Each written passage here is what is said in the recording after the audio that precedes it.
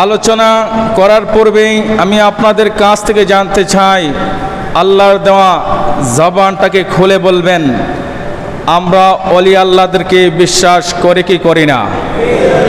আরো জোরে বলুন, করে কি করি না? বিশ্বাস করার প্রয়োজন আছে না নাই? ওলি আল্লাহদের কারামত সত্য না মিথ্যা? আরো জোরে বলুন, সত্য।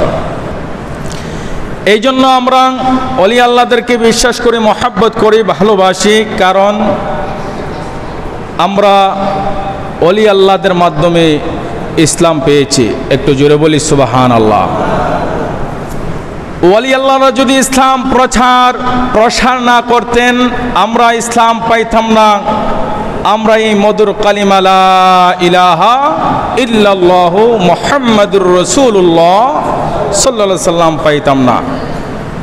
ওলি আল্লাহদের মাধ্যমে ওলি আল্লাহরা ইসলাম প্রচার করেছেন, সেই বিদায় আমরা কালিমা পেয়েছি, মুসলমান হয়েছি। কথা বলুন, ঠিক কিনা?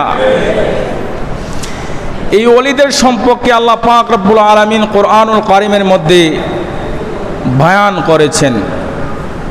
আমাদের সুপরিচিত আয়াত, আল্লাহ পাক রব্বুল আলামিন বলেন, আলা ইন্না আউলিয়া আল্লাহি লা খাউফুন আলাইহিম ওয়ালা হুম ইয়াহজানুন। একটু জোরে জোরে বলি সুবহানাল্লাহ।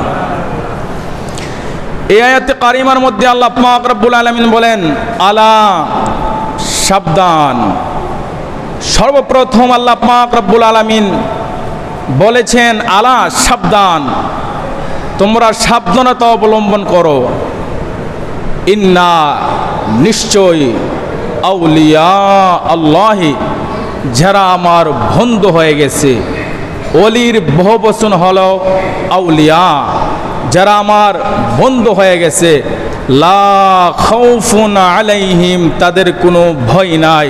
ওয়ালা হুম ইয়াহজানুন, তাদের কোনো চিন্তাও নাই। একটু জোরে জোরে বলি সুবহান। একটু জোরে বলেন না সুবহানাল্লাহ।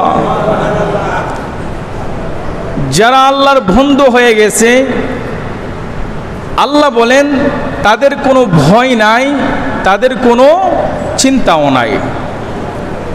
এবার আসুন, আল্লাহর ওলি কারা? আল্লাহর ওলি তারা আল্লাযীনা আমানু ওয়া কানু ইয়াত্তাকুন। চিৎকার মেরে বলি সুবহানাল্লাহ।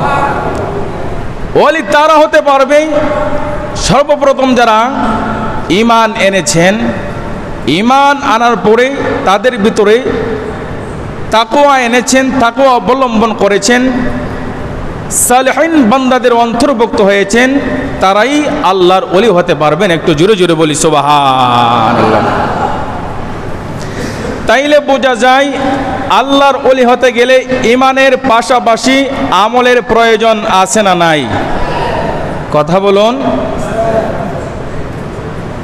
ঈমান আনলাম, কালিমা পড়লাম, বিশ্বাস করলাম, কিন্তু ঠিক মতে আমল করলাম না, আমরা কি ওলি হতে পারবো?